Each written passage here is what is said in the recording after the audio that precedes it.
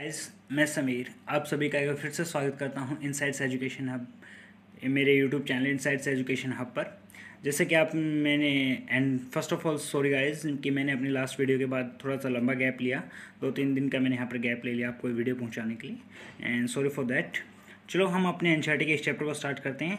तो जैसे कि आप यहाँ पर देख पा रहे हैं, सबसे पहले हमारे ऊपर इससे पहले हमने 6 चैप्टर किया था, आज हमारा 7 चैप्टर है रोटेशन मोशन। और मैं कहना चाहूँ तो एनसीईआरटी का सबसे बड़ा 11th क्लास के एनसीईआरटी का ऑलमोस्ट सबसे बड़ा चैप्टर यही होता है। तो यहाँ पर आपकी स्क्रीन पर जो ग्रीन कलर से मैंने मार्क कर रखा है, वहाँ पर एक रिजिड बॉडी की डेफिनेशन बताई गई है। रिजिड बॉडी ऐसी बॉडीज़ को कहते हैं जिनकी शेप आप चेंज नहीं कर सकते, जिनकी शेप क्या हो, चेंजेबल हो, और जिनके अंदर पार्टिकल्स के बीच का जो साइज़ है या जो डिस्टेंस है वो आप चेंज नहीं कर सकते। ऐसी बॉडीज़ को क्या कहते हैं? रिजिड बॉडी कहते हैं।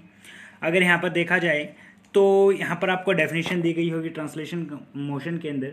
ट्रांसलेशन जो मोशन होता है उसे लीनियर मोशन बोलते हैं। ट्रांसलेशन मोशन को क्या बोला जाता है भाई? लीनियर मोशन बोला जाता है। Translation motion, pure translation motion कौन सा होता है? जब पार्टिकल सभी एक ही डायरेक्शन में चल रहे हों, सभी पार्टिकल एक ही डायरेक्शन में चल रहे हों, और रिजिड बॉडी एक पॉइंट ऑफ इंस्टेंट, एक टाइम ऑफ पॉइंट या पॉइंट ऑफ टाइम पर, एक पॉइंट ऑफ टाइम पर सभी पार्टिकल की वेलोसिटी भी क्या हो, सेम हो। ऐसे मोशन को क्या बोला जाता है? ट्रांसलेशन मोशन बोला जाता है। ये आप ध्यान रखेंगे, और वो भी प्योर ट्रांसलेशन मोशन बोला जाता है। ठीक है। अगर आप देखना चाहेंगे cylinder shift from the top to the bottom of incline plane and this seems to have translation motion. अगर किसी सिलेंडर को आप क्या करते हो भाई, किसी प्लेन से नीचे की तरफ रोल करवा देते हो, तो आप देख रहे हैं कि वो ट्रांसलेशन मोशन कर रहा है। सभी पार्टिकल एक ही वेलोसिटी के साथ मूव नहीं कर रहे हैं, क्योंकि उसके सभी पार्टिकल एक ही वेलोसिटी के साथ मूव नहीं कर रहे हैं, इसलिए उसे हम क्या कह सकते हैं? उसके अंदर ट्रांसलेशन मोशन तो है। देखो भाई, ये जो फिगर आपको दी गई है, इसके अंदर कोई सिलेंडर नीचे की तरफ आ रहा है, आप देख रहे हैं P1 और P2 पार्टिकल नीचे की तरफ अपनी वेलोसिटी के साथ मूव कर रहे हैं, उनकी डायरेक्शन सेम है, ठीक है। बट P4 की डायरेक्शन तो टेंजेंशियल है, वो बाहर की तरफ है। क्लियर? तो ये सभी पार्टिकल्स, मैंने क्या कहा था, डायरेक्शन सेम होनी चाहिए और वेलोसिटी भी क्या होनी चाहिए? सेम होनी चाहिए। तो वेलोसिटी तो इनकी डिफरेंट हो गई, वेलोसिटी इनकी डिफरेंट हो गई। तो यहाँ पर ये प्योर ट्रांसलेशन मोशन नहीं है, यहाँ पर प्योर ट्रांसलेशन मोशन नहीं है, मतलब कोई ना कोई और मोशन भी इंक्लूड है। तो वो मोशन कौन सा होता है हम आगे स्टडी करेंगे। वही मोशन कौन सा होता है भाई? आपका रोटेशनल मोशन होता है। उसी मोशन को क्या नाम दिया जाता है? आपका रोटेशनल मोशन नाम दिया जाता है। ठीक है, उसे ही क्या कहा गया है वहाँ पर? रोटेशनल मोशन कहा गया है। ठीक है, अब आगे देखते हैं भाई। The only possible motion of such a rigid body is rotation. The line or fixed axis which the body is rotating is called axis of rotation. भाई देखो, ऐसी बॉडीज का जो हम क्या कह सकते हैं, जो फिक्स मोशन है वो कौन सा है? रोटेशनल मोशन है। और जिस एक्सिस के अराउंड वो रोटेट कर रहे हैं उन्हें क्या कहा जाता है? Axis of rotation. जैसे एक पंखे के ले लो, ठीक है, पंखा गोल गोल घूमता है। हमारा जो फैन है, वो क्या करता है? राउंड राउंड घूमता है। बट उसका जो शेफ्ट होती है, जो जिस छड़ के साथ वो लटका होता है, उसके चारों तरफ वो राउंड कर रहा होता है, उस शेफ्ट को आप कैसे कह सकते हो? एक्सिस ऑफ रोटेशन वहाँ पर कह सकते हैं। ठीक है। Every particle of the body move in a circle which lies in a plane perpendicular to the axis and has its centre of axis. ये कोई ज़्यादा इंपॉर्टेंट यहाँ पर नहीं था। यहाँ पर आगे अगली पॉइंट पर बात करते हैं। देखो, यहाँ पर कहा गया है इन rotation of rigid body about a fixed axis. अगर कोई बॉडी फिक्स एक्सिस के अलाउंग रोटेट कर रही है तो उसका हर एक पार्टिकल एक सर्कल में घूमेगा, और वो क्या करेगा? परपेंडिकुलर होगा। क्या होगा? प्लेन परपेंडिकुलर होगा। वो जो मोशन होगा वो किस में होगा? परपेंडिकुलर प्लेन में होगा, एक्सिस ऑफ रोटेशन के। एक्चुअली ये जो टॉपिक है ये बोर्ड टीचिंग का होता है, ये आप ऐसे टेबल टीचिंग में ज़्यादा अच्छे से नहीं कर सकते हैं। फिर भी मैं कोशिश करूँगा कि आप इसे ज़्यादा अच्छे से यहाँ पर समझ पाएँ, वरना जो इंपॉर्टेंट पॉइंट आप वो यहाँ से सीधा नोट करेंगे। अगले पॉइंट पर आते हैं। While the fan rotates and its axis moves sideways, this point is fixed. Thus, in more general case of rotation, such as the rotation of a top or a pedestal, one point and not one line of the rigid body is fixed. In this case, the axis is not fixed, though it always passes through the fixed point. In our study, however, we mostly deal with simpler and special cases of one line. ठीक है भाई, यहाँ पर आपको क्या कहा गया है कि जब भी कोई फैन रोटेट करता है वो या वो किसी एक्सिस के साथ साइडवाइज मूव कर रहा है, तो वन पॉइंट उस केस के अंदर, उस जनरल केस रोटेशन के अंदर हम या पेडस्टल, भाई एक पंखा किसके ऊपर रखा है? किसी पेडस्टल के ऊपर रखा, जो पुराने टाइम में आते थे, एक बार लेफ्ट की टर्न करके जाते थे, एक बार राइट की तरफ टर्न करके जाते थे। उन पंखों की यहाँ पर बात की गई है। तो यहाँ पर देख पाएंगे कि one point and not one line, कि एक जो पॉइंट है वो उसके और नॉट वन लाइन, वो एक लाइन पर नहीं, सिर्फ एक पॉइंट पर फिक्स होते हैं, ठीक है। रिजिड जो बॉडी है वो एक पॉइंट पर फिक्स है, ना कि एक लाइन पर। तो उनके अंदर जो एक्सिस है वो फिक्स नहीं होती, उनके अंदर जो एक्सिस है वो फिक्स नहीं होती। यहाँ पर अगली हमें जो बात दी गई है, एक बार आप डेफिनेशंस में गो थ्रू करेंगे। The motion of a rigid body which is not pivoted or fixed in some way is either a pure translation. ये सुनेंगे आप कि the motion of a rigid body which is not pivoted or fixed in some way is either pure translation or combination of translation. और भाई एक ऐसी body जो किसी भी, पायोटेड का मतलब होता है किसी नुकीली चीज़ को बोला जाता है, पायोट का मतलब होता है किसी नुकीली चीज़ का, मतलब एक ऐसी चीज़ जिसे आप बिंदु, जैसे लट्टू घूमते हैं, हमने पुराने टाइम में सुना था लट्टू घूमते हैं, तो जो लट्टू घूमते हैं या कोई भी चीज़ राउंड राउंड घूमती है तो उसके नीचे एक शार्प पिन होती है, ठीक है, तो जिसके ऊपर टिके होते हैं और वो उसके ऊपर घूमते रहते हैं। जैसे अगर किसी फुटबॉल का आप अपनी उंगली पे घुमाओ तो जो आपकी उंगली का टॉप हिस्सा वो पायोटेड एरिया, वो क्या है, पायोटेड एरिया। तो अगर कोई भी चीज़ का पायोटेड फिक्स नहीं है, ठीक है, तो उसके अंदर दो तरीके का मोशन होगा, या तो प्योर ट्रांसलेशन मोशन होगा, अदरवाइज उसके अंदर ट्रांसलेशन के साथ साथ रोटेशन मोशन भी वहाँ पर होगा। अगर उसका पायोटेड फिक्स्ड है, अगर उसका पायोटेड फिक्स है तो वहाँ पर रोटेशनल मोशन होगा। अब सेंटर ऑफ मास एक वर्ड आया है यहाँ पर। सेंटर ऑफ मास एक्चुअली होता क्या है मैं आपको ये बता दूं। सेंटर ऑफ मास एक ऐसा पॉइंट होता है, किसी भी बॉडी का एक ऐसा पॉइंट होता है जहाँ पर हमें जूम करके चलते हैं कि उस बॉडी का पूरा मास वहाँ पर कंसंट्रेट करता है, या फिर उस बॉडी का जो नेट रिजल्टेंट है, जो उसकी बॉडी के मास का नेट रिजल्टेंट है, वो उस पॉइंट पर एग्जिस्ट कर रहा है। ये आप क्या मान के चलते हो, सेंटर ऑफ मास। तो जैसे आपको ये बॉडी दिखाई दी है भाई, ठीक है, यहाँ से आप देख सकते हो वो एक पॉइंट है, ये एक सी पॉइंट है, ये M1 की दूरी O से X1 ले ली और M2 से X2 ले ली, और सी पॉइंट पर हम मान रहे हैं कि सेंटर ऑफ मास है। अब यहाँ पर आपको कैलकुलेट करना है कि सी पॉइंट की डिस्टेंस कितनी होगी। सी की वैल्यू कैसे निकालेंगे, M1 X1 क्या थी, M1 की दूरी ओरिजिन से, M2 X2 क्या थी, M2 की दूरी किससे, ओरिजिन से, बाय में M1 प्लस M2 यहाँ पर आप कैलकुलेट करेंगे। अगर दोनों मासेस सेम है तो वो डिस्टेंस कितनी हो जाएगी, अगर दोनों मासेस सेम है तो वो डिस्टेंस कितनी हो जाएगी, X1 प्लस X2 बाय में 2 हो जाएगी। ये यहाँ पर लिखा गया। अगर मान लो ऐसे बहुत सारे मासेस हैं, तो डिस्टेंस कैसे निकालेंगे, M1 X1 plus M2 X2। अब थर्ड पार्टिकल आ गया तो M3 X3 plus M4 X4 plus up to Mn Xn, और जितने वहाँ पर मासेस उनके सम से वहाँ पर उनको डिवाइड कर दो, ठीक है। तो इसे हम क्या लिखवाएंगे, समेशन MI मतलब है कोई भी पार्टिकल, वो 1 2 3 4 5 कुछ भी हो सकता है। XI मतलब उस पार्टिकल का डिस्टेंस, एक पार्टिकल है तो XI फर्स्ट पार्टिकल का डिस्टेंस, सेकंड पार्टिकल की बात करेंगे तो X2, और थर्ड पार्टिकल की बात करेंगे तो X3। वैसे ही सभी मासेस का सम भी हम यहाँ पर लेकर चलेंगे, ठीक है। और अगर suppose that we have 3 particles not lying in a straight line, मान लो हमारे पास 3 पार्टिकल जो एक स्ट्रेट लाइन में नहीं है, we may define X and Y axis in the plane in which the particles lie and represent the position of 3 particles. भाई उन 3 पार्टिकल की पोजीशन हम कोऑर्डिनेट से डिनोट कर रहे हैं, x1 y1 plus x2 y2 x3 y3 respectively है, और उनका मास M1 M2 M3 है। तो उनका सेंटर ऑफ मास निकालने का फॉर्मूला सीधा क्या बन जाएगा, M1 X1 plus M2 X2 plus M3 X3। Centre of mass के कोऑर्डिनेट्स आप कैसे निकालेंगे, ये पॉइंट आप लोग सीधा याद रखेंगे, न्यूमेरिकल में एज इट इज यूज होता है। कई बार आपको क्या करते हैं, क्वेश्चन के अंदर लेंथ ना देकर और कोऑर्डिनेट्स ऑफ सेंटर ऑफ मास निकलवा लेते हैं। तो कैसे निकालना है, मान लो 3 पॉइंट हैं, पहले के कोऑर्डिनेट x1 y1, दूसरे के x2 y2, तीसरे के x3 y3 हैं। पहले का मास M1 है, दूसरे का मास M2 है, तीसरे का मास M3 है। तो ऐसे केस में आप कैसे निकालेंगे, M1 X1 plus M2 X2 plus M3 X3 bye में M1 plus M2 plus M3, और y का कोऑर्डिनेट कैसे निकालेंगे, M1 Y1 plus M2 Y2 plus M3 Y3 bye में M1 plus M2 plus M3 से आप वहाँ पर कोऑर्डिनेट निकालेंगे। क्लियर हो गया होगा। आगे देखते हैं आर वेक्टर। यहाँ पर आर वेक्टर मैंने जैसे वेक्टर के अंदर आपको एक्सप्लेन किया था, किसी भी वेक्टर को आर वेक्टर लिखा जाता है X I cap plus Y J cap plus Z K cap, ठीक है। तो उसे आप आर को कैसे निकालेंगे, summation M I R I but by में समेशन एम, जो कैपिटल एम है वहाँ पर टोटल मास को डिनोट कर रहे हैं। अब अगर यहाँ पर बात की जाए,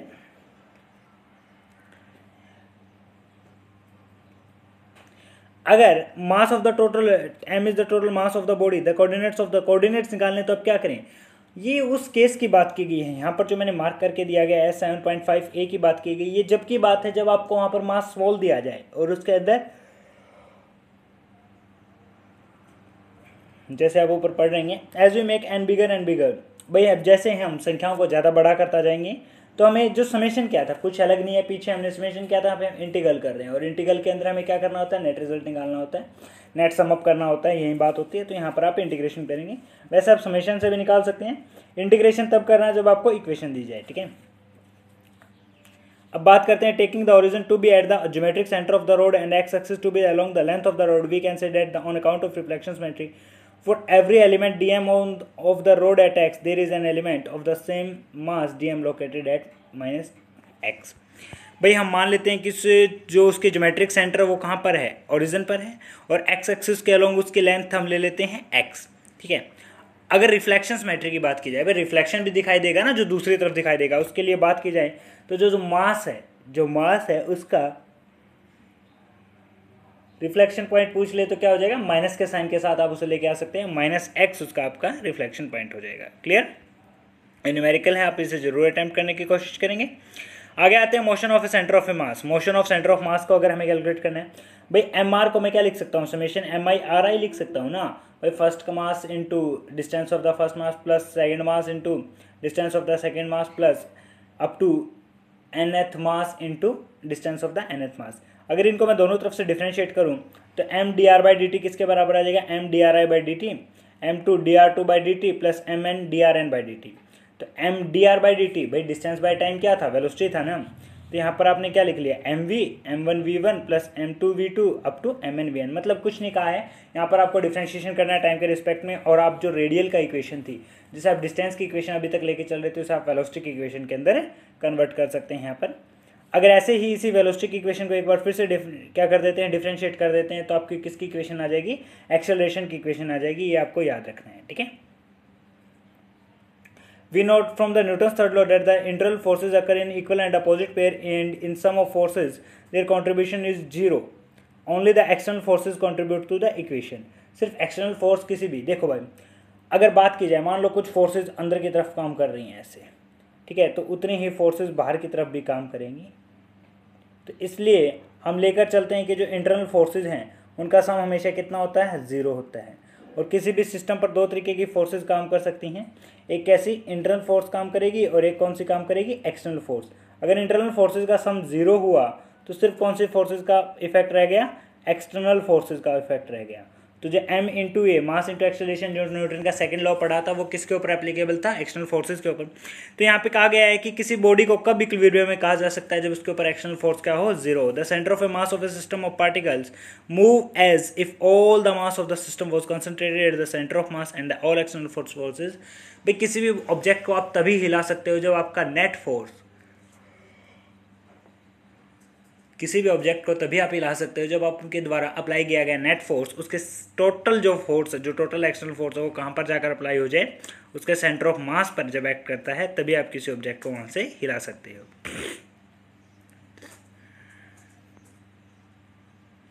A projectile following the usual parabolic trajectory explode into 2 fragments midway in there। भाई कोई प्रोजेक्टाइल मोशन में है, प्रोजेक्टाइल मैंने आपको पीछे पढ़ाया था, आपने वहां से पढ़ा भी होगा। अगर वो हवा में है और वहां पर वो फट जाता है, ब्लास्ट हो जाता है, the force leading to the explosion are internal forces. जिन फोर्सेज की वजह से वह फटा है वो कौन सी है, इंटरनल फोर्सेज है। They contribute nothing to the motion of the centre of mass. वो सेंटर ऑफ मास के मोशन में कोई भी चेंज नहीं लेके आएंगी, क्योंकि the total external forces namely the force of gravity acting on the body is same before and after the explosion. क्योंकि भाई जो हमने क्या माना था, इंटरनल फोर्सेज का इफेक्ट तो माना ही नहीं था ना सेंटर ऑफ मास पे। सेंटर ऑफ मास के ऊपर हमने कौन सी फोर्सेज का इफेक्ट माना था, एक्सटर्नल फोर्सेज का। और इंटरनल फोर्सेज का क्या हो जाएगा, 0 हो जाएगा। इंटरनल फोर्सेज में क्या हो जाएगा, यहाँ पर 0 हो जाएगा, ठीक है। इंटरनल फोर्सेज जब 0 होगी और जब भी वहाँ पर वो बम फटा है या वो ऑब्जेक्ट फटा है, तो उसके ऊपर कोई ना कोई कुछ भी एक्सटर्नल फोर्सेज एग्जिस्ट नहीं कर रही हैं, ठीक है।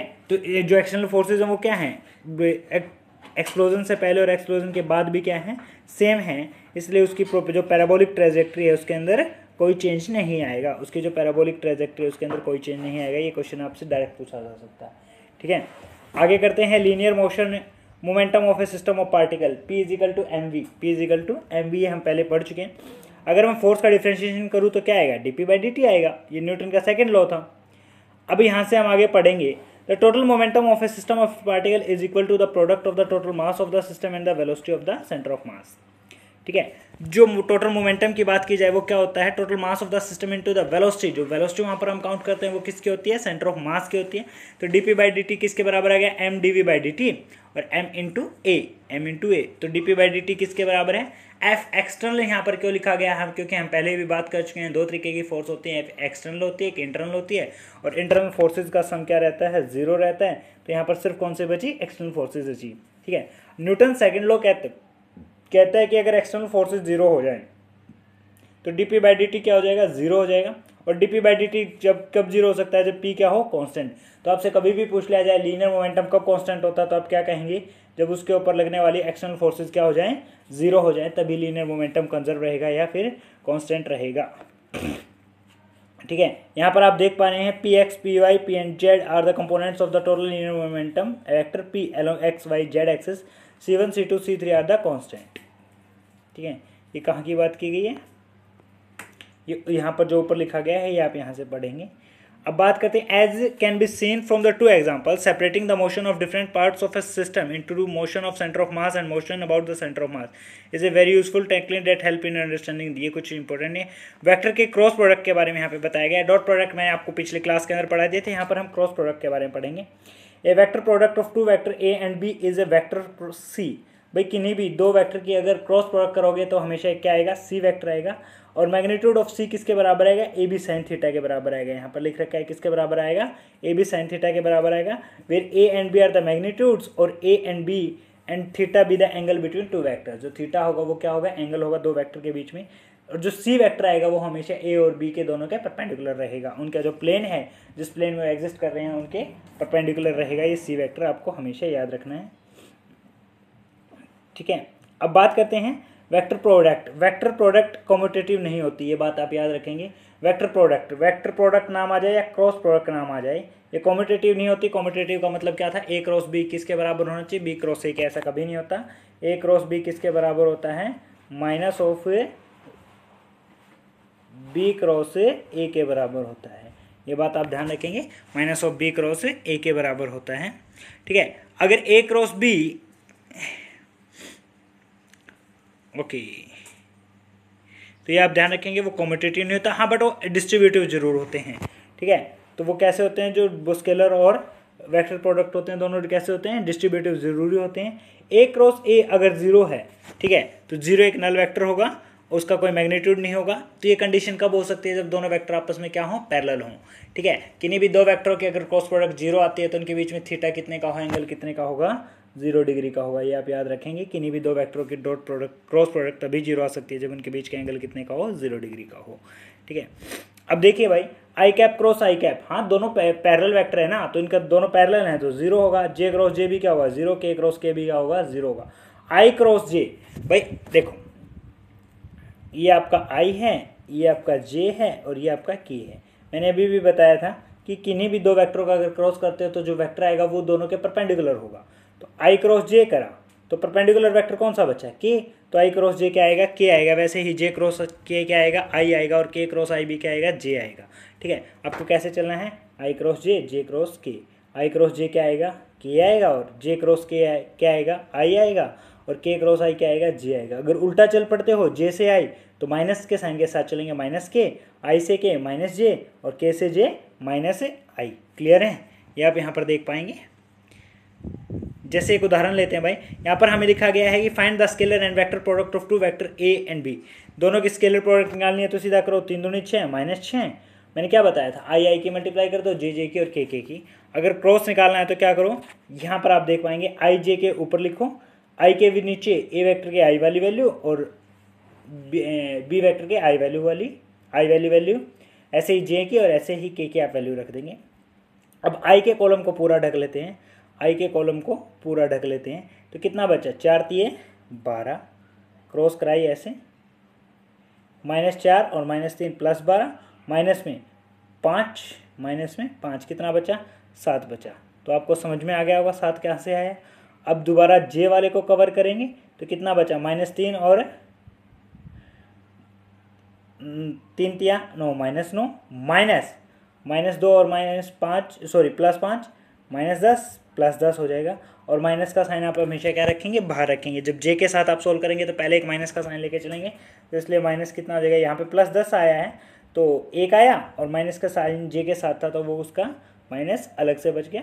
अब के को आप यहाँ पर कैलकुलेट करेंगे तो क्या करेंगे, के को कवर करते हैं, 1 या 3 और 4 दूनी 8, 8 प्लस का माइनस का, क्योंकि क्या करना है, इसकी मल्टीप्लाई में से इसकी मल्टीप्लाई को घटाना है।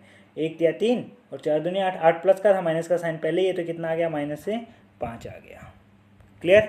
Angular velocity and it's relation with linear velocity. Angular जो वेलोसिटी होती है उसका लीनियर वेलोसिटी के साथ क्या रिलेशन होता है, ये मैं पिछली क्लास में आपको बता भी चुका हूँ। The average angular velocity of a particle over in the interval del T is del theta by del T. ठीक है, जो एवरेज एंगुलर वेलोसिटी होती है किसी भी टाइम इंटरवल के ऊपर वो किसके बराबर होती है, del theta by del T होती है।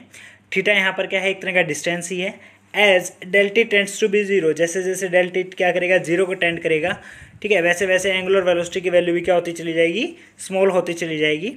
We denote instantaneous angular velocity by omega. जो इंस्टेंटेनियस एंगुलर वेलोसिटी उसे हम किससे डिनोट करते हैं, ओमेगा से करते हैं। Angular velocity of a particle omega by the relation V is equal to omega. ये मैं पिछली क्लास में बता चुका हूँ। एंगुलर वेलोसिटी और लीनियर वेलोसिटी में क्या रिलेशन होता है, वी लीनियर वेलोसिटी है, ओमेगा आपकी एंगुलर वेलोसिटी होती है, इसे आप किसी रेडियल वेक्टर से क्या कर दीजिए, मल्टीप्लाई कीजिए, तो ये आपका रिलेशन वहाँ पर होता है। अगर मान लो उस वहाँ पर कोई एक्सिस ही नहीं है, आर ही नहीं है, आर क्या है, मतलब एक्सिस ही एग्जिस्ट नहीं करती, तो वहाँ पर सिर्फ कौन सी वेलोसिटी होगी, तो वहाँ पर आपका क्या हो जाएगा, 10 particle on the axis are stationary, this verified that the axis is fixed. भाई अगर पार्टिकल एक्सिस के ऊपर एग्जिस्ट कर रहे हैं, पार्टिकल मान लो एक्सिस ऑफ रोटेशन के ऊपर एग्जिस्ट कर रहा है, तो उसका सेंटर ऑफ मास से कोई डिस्टेंस तो है ही नहीं, सेंटर ऑफ मास से कोई डिस्टेंस नहीं है, तो उसकी वेलोसिटी भी क्या हो जाएगी, जीरो हो जाएगी। वो पार्टिकल वहाँ पर स्टेबल होते हैं, वहाँ पर कांस्टेंट होते हैं। Each particle of the body moves in a circle which lies in a plane perpendicular to the axis and has the centre on the axis. ठीक है, ये आपको बस जस्ट इन्फॉर्मेशन के लिए था। Omega is equal to d theta by d t होता है, ये आपको पता होना चाहिए। अगर बात की जाए v is equal to omega r, आपने पढ़ा है, और जो यहाँ पर देखो v is equal to omega cross r होता है। ठीक है, तो मतलब ये इन दोनों के क्या है, परपेंडिकुलर है, जो इनका प्लेन होता है उसके परपेंडिकुलर प्लेन में ये एग्जिस्ट करते हैं, आपको ध्यान रखना होगा। For rotation about a fixed axis the direction of the vector omega does not change with time. भाई अगर किसी फिक्स एक्सिस के साथ आप रोटेट कर रहे हो तो ओमेगा की डायरेक्शन चेंज नहीं होती टाइम के साथ। इट्स मैग्नीट्यूड में however change from instant to instant, तो इसका मैग्नीट्यूड चेंज हो सकता है बट डायरेक्शन कभी चेंज नहीं होती। For the more general rotation both the magnitude and direction of omega में चेंज फॉर। ठीक है, we define angular acceleration. Angular acceleration को क्या कहेंगे, एंगुलर वेलोसिटी बाय टाइम, तो अल्फा क्या हो जाएगा, d omega by d t हो जाएगा, अल्फा क्या हो जाएगा, d omega by d t हो जाएगा। वैसे ही टॉर्क की यहाँ पर बात करेंगे, मोमेंट ऑफ फोर्स जो टॉर्क होता है उसकी हम यहाँ पर बात करेंगे।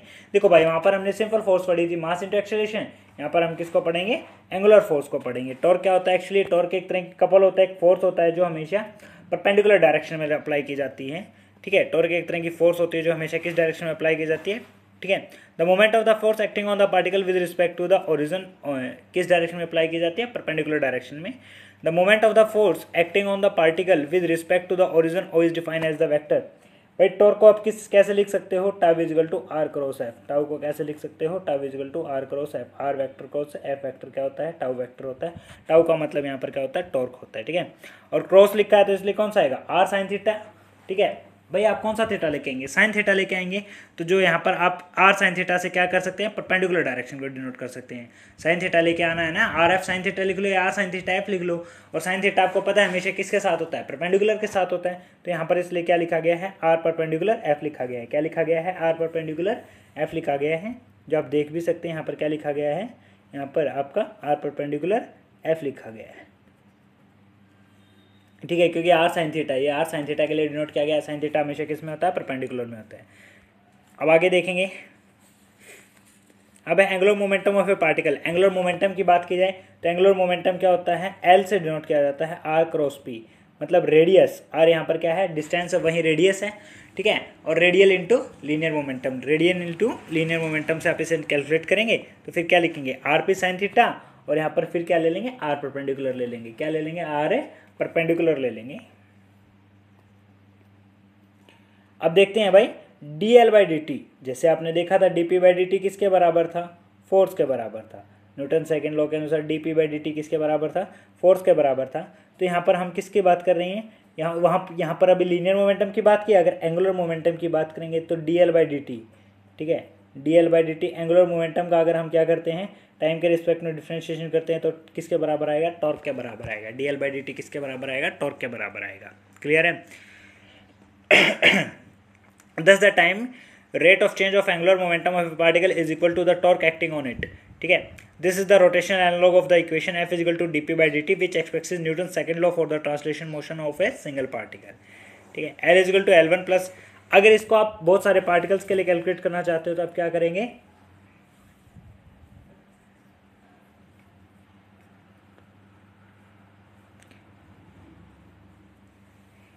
ठीक है, तो L1 क्या आ जाएगा, R1 और आपकी PI जो ith और PI पार्टिकल है, या PI जो मोमेंटम है, ith पार्टिकल का P मोमेंटम है, उसकी बात यहाँ पर करेंगे। टॉर्क भी वैसे ही दो तरीके की होती है, एक्सटर्नल होती है और एक इंटरनल होती है। इंटरनल टॉर्क हमेशा क्या रहेगी, जीरो। जैसे आपने, अरे कुछ नहीं, अगर आपको लीनियर सारा आता है तो जो एंगुलर है, जो रोटेशनल, वो डिटो होता है। टॉर्क दो तरीके की होगी, एक एक्सटर्नल होगी, एक इंटरनल होगी, और इंटरनल टॉर्क आपकी क्या रहेगी, जीरो रहेगी। इंटरनल टॉर्क आपकी क्या रहेगी, जीरो रहेगी। तो कौन सी बचेगी, सिर्फ एक्सटर्नल बचेगी। क्या बचेगी, एक्सटर्नल बचेगी। तो वैसे ही जैसे आपकी एफ एक्सटर्नल क्या हो गई थी, जीरो होने पर, एफ एक्सटर्नल जीरो होने पर पी क्या रह गया था, कांस्टेंट हो गया था। जो लीनियर मोमेंटम था वो क्या हो गया था, आपका कांस्टेंट हो गया था ना। तो वैसे ही जब टी एक्सटर्नल, टाउ एक्सटर्नल क्या हो जाएगी, एक्सटर्नल टॉर्क आपकी क्या हो जाएगी, जीरो हो जाएगी। तो आपका जो एंगुलर मोमेंटम हो वो भी क्या हो जाएगा, कांस्टेंट हो जाएगा। एंगुलर जो मोमेंटम हो क्या हो जाएगा, कांस्टेंट हो जाएगा। ये आपको ध्यान रखना है। कभी भी आपसे पूछ लिया जाए कि आपका एंगुलर मोमेंटम कब कांस्टेंट होता है, तो एंगुलर मोमेंटम जब कांस्टेंट होता है जब आपकी टॉर्क क्या हो जाती है, जीरो हो जाती है। कुछ न्यूमेरिकल है जो जरूर आप देखेंगे, अगर आपसे नहीं कैलकुलेट होते हैं तो मैं आपको जरूर बताऊंगा। अगर यहाँ पे एक रिजिड बॉडी की बात की जाए, a rigid body is said to be in mechanical equilibrium with both its linear momentum and angular momentum are not changing. भाई ये लाइन इसलिए इंपॉर्टेंट है, किसी भी बॉडी को मैकेनिकल इक्विलिब्रियम में कब कहा जा सकता है, जब उसका लीनियर मोमेंटम और एंगुलर मोमेंटम टाइम के साथ चेंज ना हो रहा हो, तो उस बॉडी को क्या कहा जा सकता है कि वो किस में है, इक्विलिब्रियम में है। ठीक है, यहाँ पर मतलब नेट फोर्सेज, यहाँ पर आप देख पा रहे हैं कि उसकी जो नेट फोर्सेज है वो क्या रहेंगी, जीरो रहेंगी। F1 प्लस F2 F3 उन सब का समेशन क्या रहेगा, जीरो रहेगा। तभी बॉडी किस में रहेगी, इक्विलिब्रियम में। साथ के साथ उसकी जो टॉर्क है वो भी क्या होनी चाहिए, जीरो होनी चाहिए। हाँ, लीनियर मोमेंटम के कंजर्व रहने के लिए क्या है, एक्सटर्नल फोर्स जीरो होनी चाहिए, और एंगुलर मोमेंटम के लिए टॉर्क क्या होनी चाहिए, जीरो होनी चाहिए। ये आप थोड़ा सा देखेंगे, बस ये बताया गया है कि हर एक्सिस के अलोंग आपका क्या होना चाहिए, समेशन जीरो होना चाहिए। Two of the conditions corresponding to the translation, the sum of the components of the forces along any two perpendicular axes in the plane must be zero. The third condition correspond to the rotational equation, the sum of the components of, भाई ये बताया गया है कि आपकी जो force zero होनी चाहिए और टॉर्क भी जीरो होनी चाहिए। यहाँ पर बताया, देखो यहाँ पर एक केस दिया गया है कि ए की तरफ, ए पे भी परपेंडिकुलर नीचे की तरफ फोर्स लगाई, बी पे भी, बट ये इक्विलिब्रियम की कंडीशन है। क्या है, इक्विलिब्रियम की। दोनों फोर्सेज क्या हैं, इक्वल है मैग्नीट्यूड में, बट डायरेक्शन क्या है, सेम है। डायरेक्शन क्या है, सेम है, तो वो एक दूसरे को कैंसिल आउट नहीं कर पाएंगी। अगर उन दोनों की डायरेक्शन अपोजिट होती तो वो क्या कर जाती, सॉरी यहाँ पर देखो एक मिनट, सॉरी थोड़ा सा मिस्टेक है। यहाँ पर वो दोनों क्या करेंगे, इक्विलिब्रियम मेंटेन करेंगे। दोनों की डायरेक्शन तो सेम है ना, यहाँ पे दोनों की डायरेक्शन क्या रहेगी, सेम रहेगी, बट उनका जो मैग्नीट्यूड है वो भी क्या है, सेम है, और डायरेक्शन भी सेम है। तो हमें सोचना चाहिए कि ऐसी कंडीशन के अंदर फोर्सेज एक दूसरे को क्या नहीं कर सकती, नेग्लेक्ट नहीं कर सकती। बट ये परपेंडिकुलर डिस्टेंस की बात है, सेंटर सी से परपेंडिकुलर डिस्टेंस है, और ये दोनों सेम डायरेक्शन में है, इसलिए एक दोनों को क्या करेंगी, मेंटेन करेंगी, और इक्विलिब्रियम को, कंडीशन को मेंटेन करवाएंगी। जो टॉर्क है वो यहाँ पर जीरो रहेगी। बट अगर एक भी फोर्स बी ऊपर की तरफ होती तो टॉर्क, देखो बी ऊपर की तरफ होता तो एक ही तरफ झुक जाएगा। ठीक है, अरे शीश आगे झूले में अगर एक चीज़ पर क्या है, एक तरफ ऊपर की तरफ फोर्स लगाया जाए, दूसरे की नीचे की तरफ, तो नीचे की तरफ वो डाउनवर्ड आ जाता है। क्यों होता है, ये टॉर्क है, ये आपका रोटेशन कंप्लीट करवा रहा है। ठीक है, अब इस बात पे आते हैं। देखो भाई, टॉर्क क्या है, रोटेशनल की बात की थी ना, टॉर्क किस में बात की थी, रोटेशनल में। तो यहाँ पर देखना, ये ऐसे रोटेट कर रहा है और ये ऐसे रोटेट कर रहा है। तो थोड़ी देर पहले पता है कि हमने पहले भी आपको पिछले चैप्टर में पढ़ाया था कि दो फोर्सेज कब कैंसिल आउट हो सकती हैं, जब उनका डायरेक्शन अपोजिट होनी चाहिए और मैग्नीट्यूड सेम। तो डायरेक्शन अपोजिट, देखो ये इसकी इस तरफ है और इसकी इस तरफ है। ठीक है, अब ये दोनों फोर्सेज एक दूसरे को क्या करेंगी, कैंसिल आउट करेंगे और बैलेंस करवा देंगे। दोनों एक दूसरे को क्या करेंगे, कैंसिल आउट करेंगे और बैलेंस करवा देंगे। वहीं अगर हम इस केस को देखें तो यहाँ पर आप देख पा रहे हैं एक का ये डायरेक्शन है तो दूसरी का डायरेक्शन भी यही है, तो दोनों क्या है, सेम डायरेक्शन में, इसलिए वो कैंसिल आउट नहीं करेंगे और इक्विलिब्रियम मेंटेन नहीं होगा। यहाँ पर आई थिंक आप ये सब समझ चुके होंगे कि ये कैसे हुआ। ठीक है, आगे चलते हैं। The moment of the couple therefore is a Q cross F. ये कोई ज़्यादा इंपॉर्टेंट यहाँ पर पॉइंट नहीं था कि मोमेंट ऑफ कपल क्या होता है, ये आपके लिए इतना ज़्यादा इंपॉर्टेंट है भी नहीं, आप इसे छोड़ के चलेंगे। सेंटर ऑफ ग्रेविटी की बात करते हैं। सेंटर ऑफ ग्रेविटी एक ऐसी पॉइंट होता है किसी बॉडी के अंदर, आपको एक ऐसा पॉइंट की बात की जाती है सेंटर ऑफ ग्रेविटी की। अगर मैं डेफिनेशन आपको देना चाहूँ, ठीक है, तो सेंटर ऑफ ग्रेविटी एक ऐसा पॉइंट होता है जहाँ पर आप मान के चलते हो कि जो टोटल ग्रेविटेशनल टॉर्क है वो वहाँ पर एग्जिस्ट कर रही है, वहाँ पर एग्जर्ट कर रही है, यहाँ फिर जो ग्रेविटेशनल टॉर्क उसके ऊपर अप्लाई की गई, जिस बॉडी के इस पॉइंट पर वो टोटल ग्रेविटेशनल फोर्स अपना इफेक्ट दिखा पाती है, वहाँ उसे क्या कहते हैं, सेंटर ऑफ ग्रेविटी कहा जाता है। ठीक है, if way r is the position vector of the ith particle of extended body with respect to center of gravity, then the torque about the center of gravity due to the force of gravity on the particle is tau is equal to r cross mg। अरे अभी तो पढ़ा था torque क्या था, r cross f था, और f हमने पढ़ा है न्यूटन सेकंड लॉ के अनुसार मास इंटू एक्सेलरेशन होता है। और मैंने आपको बताया था जब बॉडी अपवर्ड डाउनवर्ड मोशन में हो तो कौन सी एक्सेलरेशन लेते हैं, g acceleration due to gravity, तो r क्रॉस से mg वहाँ पर आपका रिजल्ट आ जाता है। क्लियर है, ये आप क्वेश्चन न्यूमेरिकल हैं जिन्हें आप ध्यान रखेंगे। अब मोमेंट ऑफ इनर्शिया की बात की जाए, मोमेंट ऑफ इनर्शिया क्या होता है, मोमेंट ऑफ इनर्शिया एक्चुअली क्या होता है, देखो जैसे लीनियर मोशन के अंदर हमने मास को स्टडी किया था, क्या किया था, लीनियर मोशन के अंदर हमने मास को स्टडी किया था, वैसे ही यहाँ पर आप किसे स्टडी करते हैं, आई मोमेंट ऑफ इनर्शिया को स्टडी करते हैं। मतलब जैसे लीनियर मोशन में जितना काम मास ने किया था वो ही काम अगर रोटेशनल मोशन में किसी के इक्विवेलेंट माना जाए तो वो कौन होता है, आई होता है। जैसे कैलकुलेट किया जाए, काइनेटिक एनर्जी किसके बराबर थी, हाफ m1v1 स्क्वायर के बराबर थी, हाफ mv स्क्वायर के बराबर होती है, और v अभी थोड़ी देर पहले पढ़ा था हमने r ओमेगा के बराबर होता है, क्या हो जाएगा, r स्क्वायर ओमेगा स्क्वायर हो जाएगा। अगर हम इसका नेट समेशन करें तो टोटल काइनेटिक एनर्जी कितनी हो जाएगी, 1/2 ओमेगा स्क्वायर बाहर ले लिया, समेशन mi/ri, ठीक है, जिसे हम एम आर स्क्वायर लिख सकते हैं। इसी mi/r स्क्वायर को, इसी समेशन mi/ri स्क्वायर को क्या कहा गया है, मोमेंट ऑफ इनर्शिया कहा गया है। क्लियर है, तो आई किसके बराबर होता है, mr स्क्वायर के बराबर होता है, आई किसके बराबर होता है, mr स्क्वायर के बराबर होता है। मोमेंट ऑफ इनर्शिया निकालने के लिए आपके पास दो थ्योरम होती हैं, उन थ्योरम के से पहले एक टर्म आपके पास आई यहाँ पर, radius of gyration. Radius of gyration क्या होती है, The radius of gyration of a body about an axis may be defined as the distance from the axis of a mass point whose mass is equal to the mass of the whole body and the moment of inertia is equal to the moment of inertia।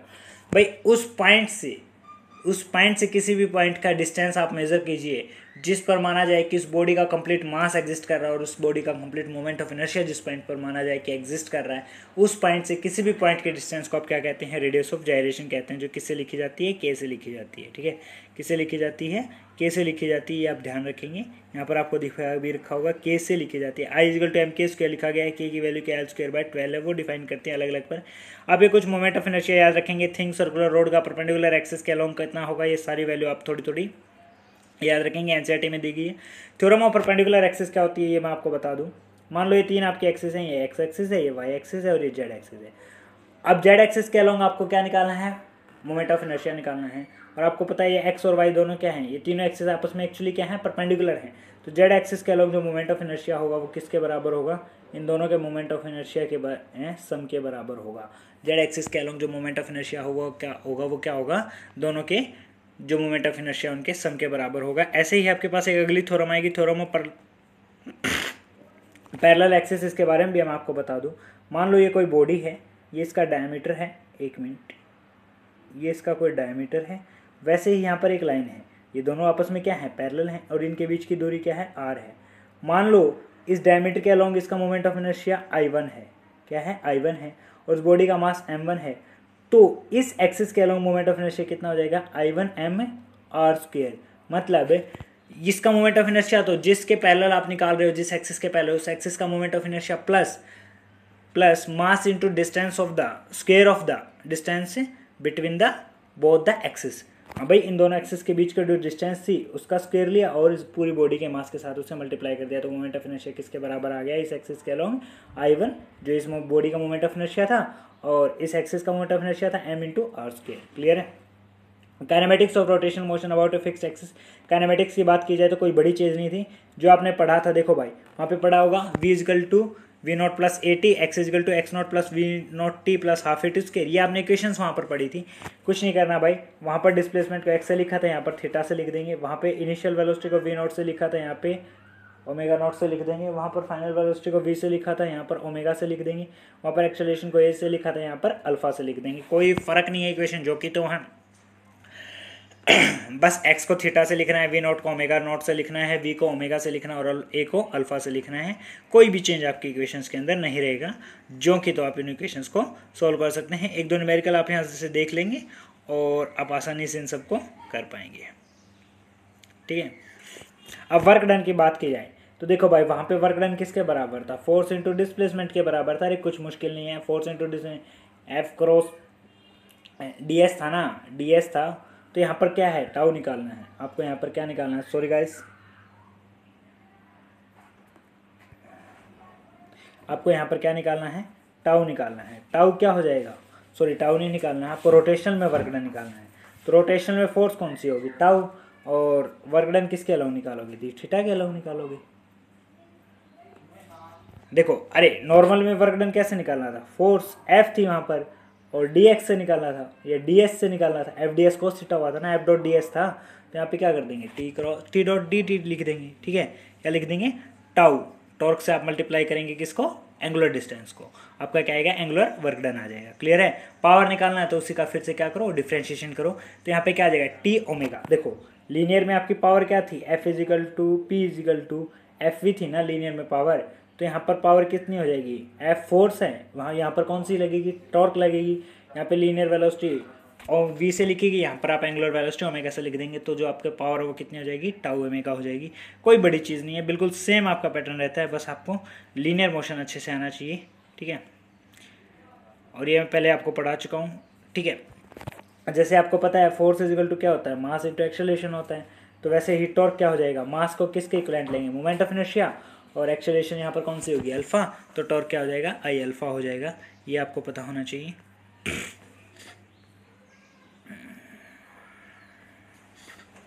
तो guys यहाँ पर आपका chapter समाप्त होता है। एक बार summary की तरफ चलते हैं। Ideally A rigid body is one for which the distance between different particles of the body do not change. भाई एक जो आपकी रिजिड बॉडी होती है वो एक ऐसी बॉडी होती है जिसके पार्टिकल के बीच का डिस्टेंस चेंज ना हो। Rigid body fixed at one point or along a line can have only rotational motion. A rigid body not fixed in some way we can have either pure translation motion, ठीक है। कुछ नहीं है, ये जो theory आपको अभी तक मैंने आपको पूरी समझाई है वो यहाँ पर लिखी गई है। एक बार इन्हें जरूर देखेंगे। इन rotation about a fix axis every particle of the rigid body moves in a circle. भाई अगर किसी फिक्स एक्सिस के अलोंग वो रोटेट कर रहे हैं तो उसका हर एक पार्टिकल उसके उसी एक्सिस के प्लेन ऑफ परपेंडिकुलर में क्या करेगा, रोटेशन करेगा। प्योर ट्रांसलेशन मोशन के लिए क्या होना चाहिए कि सेम वेलोसिटी और एक instant point of instant of time के ऊपर क्या होनी चाहिए, सेम वेलोसिटी होनी चाहिए। एंगुलर वेलोसिटी के अंदर ओमेगा क्या होता है, D theta by d t होता है। ये आपको यहाँ पर दिया गया है। वेक्टर के बीच में टॉप प्रोडक्ट निकालने के लिए ए क्रॉस बी क्या हो जाएगा, ए बी साइन थीटा हो जाएगा। और जो लीनियर वेलोसिटी होती है वो किसके बराबर होती है, ओमेगा आर के बराबर होती है। जो लीनियर वेलोसिटी होती है वो किसके बराबर होती है, ओमेगा आर के।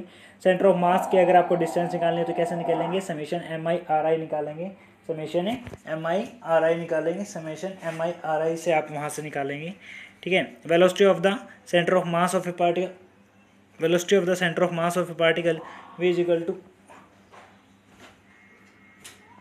Is equal to p by m है, where P is the linear momentum of a system होगा, द सिस्टम, ठीक है। The angular momentum of an particle about the origin क्या हो जाएगा, l is equal to summation. Angular momentum निकालना है तो r i cross p i हो जाएगा। टाउ निकालना है तो summation r i f i हो जाएगा। रिजिड बॉडी मैकेनिकल इक्विलिब्रियम में कब होगा, जब एक्सटर्नल फोर्स भी जीरो और एक्सटर्नल टॉर्क भी जीरो। सेंटर ऑफ ग्रेविटी वो होता है जहाँ पे टोटल ग्रेविटेशनल टॉर्क क्या हो, जीरो हो, ठीक है। Moment of inertia of a rigid body about an axis defined by the formula I equal to summation M I R i square, ठीक है। जो मतलब मोमेंट ऑफ इनर्शिया का होता है एक तरह है, जो लीनियर में मास होता है वहीं यहाँ पर मोमेंट ऑफ इनर्शिया होता है। थ्योरम ऑफ पैरेलल एक्सिस के अनुसार क्या कहा गया था कि आई जेड कोई एक्सिस है जो आई जेड डैश क्या है, एक एक्सिस है जो आई जेड के पैरेलल है। तो अब क्या करेंगे, आई जेड डैश के अलोंग निकालना, तो I Z plus M A square, ए यहाँ पर क्या है, आई जेड और आई जेड डैश के बीच का डिस्टेंस है। Rotation about a fix axis directly analogous to linear motion in respect of kinematics, ठीक है। तो यहाँ पर कुछ ज़्यादा नहीं है, ये आप याद रखेंगे। डायमेंशन, हर एक चैप्टर के डायमेंशन और यूनिट आपको अच्छे से याद रखनी है, ठीक है। तो गाइज यहाँ पर कुछ क्वेश्चन है जिनके ऊपर आप ध्यान देंगे। प्लीज़ कमेंट जरूर किया जाइए और प्लीज़ लाइक ज़रूर कर देना वीडियो को, ताकि और शेयर करने की कोशिश करें, ज़्यादा से ज़्यादा बच्चों को इस चैनल के बारे में बताएं। और मेरा टेलीग्राम ग्रुप जो आपको पता ही है कि मेरा टेलीग्राम ग्रुप है, आप उसमें भी आकर मुझसे जुड़ सकते हैं और आप मुझे वहाँ पर मैसेज भी कर सकते हैं, ठीक है। आप मुझे मेरे टेलीग्राम ग्रुप के अंदर जुड़ भी सकते हैं, मैं आपको बता भी दूंगा मेरा टेलीग्राम ग्रुप क्या है। अभी मैं आपको बताता हूँ कि मेरा टेलीग्राम ग्रुप क्या है। फिलहाल मेरा टेलीग्राम ग्रुप है VT साइंस @समीर के नाम से मेरा टेलीग्राम ग्रुप है, जिसके अंदर आप अभी मुझसे आकर जुड़ भी सकते हैं।